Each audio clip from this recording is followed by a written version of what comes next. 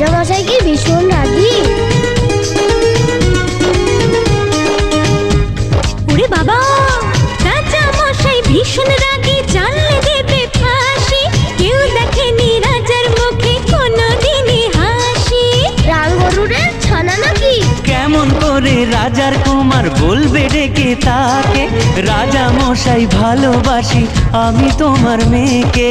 তাহলে তো ভীষণ বিপদ। এখন কি করে বলে সে আসল কথা, ভেবে ভেবে রাজকুমারীর মনে ব্যথা।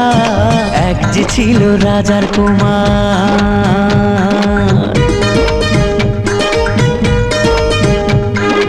ওদিকে সেই অন্য দেশে রাজার কুমার এসে বিয়ের কথা বলতে এলো হবু জামাই বেশে। মনের দুঃখে শ্রাবণ এলো রাজকুমারীর চোখে।